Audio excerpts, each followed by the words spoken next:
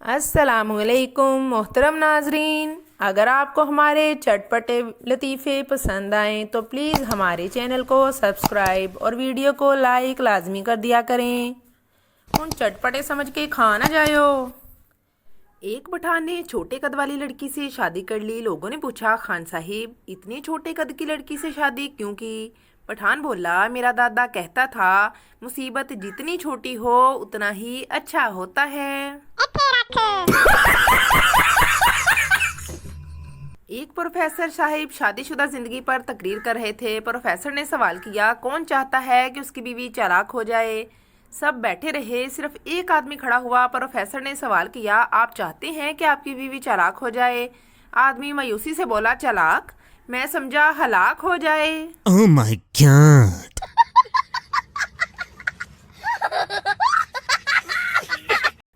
एक अनपढ़ लड़की की शादी पढ़े लिखे लड़के से हो गई। एक दिन लड़का खाना खाते हुए गले में निवाला फंसने की वजह से मर गया। लड़की उसकी मौत पर रो रो कर कह रही थी, हाय वे पानी भी नहीं मंगया, बस वाटर वाटर करदा मर गया। मारो मुझे मारो।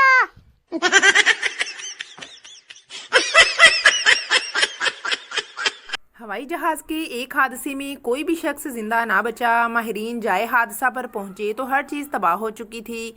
हादसे की वजूहात का पता लगाना मुमकिन नहीं था। तबाहशुदा जहाज के करीब किसी दरख्त पर एक बंदर बैठा था जिसके गले में एयरलाइन का टैग लटक रहा था।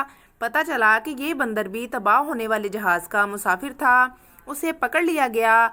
इशारों की जुबान के एक माहिर की खिदमत हासिल की गई ताकि वो बंदर से बातचीत करके कुछ मालूम कर सके। तफ्तीशी बोर्ड ने माहिर के जरिए बंदर से सवाल किया, हादसा कितने बजे हुआ था? इशारों की जुबान वाले माहिर ने सवाल बंदर को समझाया। बंदर ने सवाल सुनकर अपनी कलाई की तरफ इशारा किया, फिर दोनों हाथों की 10 उंगलियां खड़ी की। उसके बाद उसने दोनों हाथ जोड़कर अपने गाल पर रखे और सर को टेढ़ा कर लिया। माहिरीन ने इशारा समझकर बताया, बंदर कह रहा है हादसा रात के 10 बजे हुआ। तफ्तीशी बोर्ड ने अगला सवाल किया, इस वक्त मुसाफिर क्या कर रहे थे? बंदर ने फिर दोनों हाथ अपने गाल के साथ रखकर सर को टेढ़ा किया। माहिर ने फिर बताया, बंदर कह रहा है मुसाफिर सो रहे थे। एयर होस्टेस क्या कर रही थी? बंदर ने कहा सो रही थी। तफ्तीश करने वालों ने पूछा, पायलट क्या कर रहा था? बंदर ने फिर वही जवाब दिया कि सो रहा था। तफ्तीशी टीम में से एक ने बंदर से पूछा, जब सब लोग सो रहे थे तो तुम क्या कर रहे थे? बंदर ने दोनों हाथों को घुमाते हुए इशारे से बताया, मैं जहाज चला रहा था। प्रोग्राम पे बढ़ गया। एक जेब कतरे ने दूसरे जेब कतरे के हाथ में तस्बीह देखकर हैरत का इजहार करते हुए पूछा, क्या आप अपने पेशे से तौबा ताइब कर चुके हैं? दूसरे जेब कतरे ने मुंह बसूरते हुए कहा, नहीं यार, अभी अभी गलती से एक मौलवी की जेब में हाथ पड़ गया। ओ तेरी खैर। बीवी ने नई सिम खरीदी तो सोचा शोहर को सरप्राइज देती हूँ। बीवी ने शोहर को कॉल की और बोली, हेलो डार्लिंग। शोहर हल्की सी आवाज में बोला, तुम बाद में फोन करना, अभी चुड़ैल किचन में गई है। हाय ओए रब्बा।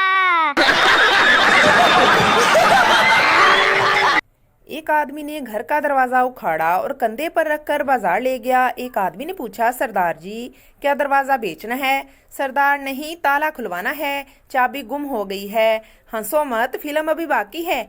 आदमी सरदार से, अगर घर में चोर आ गए तो? सरदार बोला, चोर अंदर कैसे जाएगा, दरवाजा तो मेरे पास है। मारो मुझे मारो।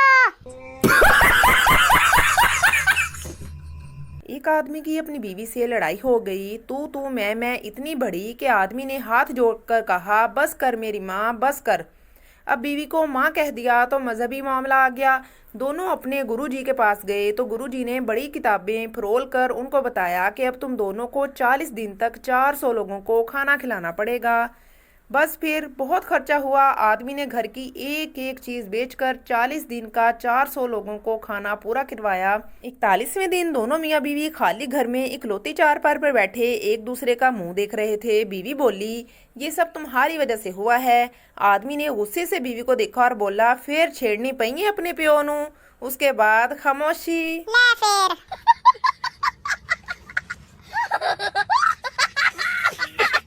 एक आदमी आधी रात के वक्त एक वीरान गली से गुजर रहा था। अचानक उसने एक मकान में से बातों की आवाज आती सुनी। कोई शख्स कह रहा था, नहीं नहीं, पहले बाजू काटो। गला बाद में काट लेना। इतना सुनना था कि आदमी ने दौड़ लगा दी और सीधा नजदीक की पुलिस चौकी पहुंच गया और जाकर सारी बात बताई। जब पुलिस उस आदमी के साथ उस मकान में पहुंची तो अंदर 2 दर्जी बैठे कपड़े काट रहे थे। Oh my God. एक शराबी ने FM रेडियो पर फ़ोन किया। शराबी, मुझे अब्दाली रोड पर एक पर्स मिला है जिसमें 15,000 रुपये कैश, एक iPhone 14 Pro Max, एक क्रेडिट कार्ड और किसी शुमाइला किरण के नाम शनाख्ती कार्ड है। रेडियो मैन, वाह आप कितने ईमानदार हैं। तो आप उन्हें वो पर्स वापस करना चाहते हैं? शराबी, नहीं, मैं चाहता हूँ कि शुमाइला किरण के लिए एक दर्द भरा गाना हो जाए। हाय ओए रब्बा।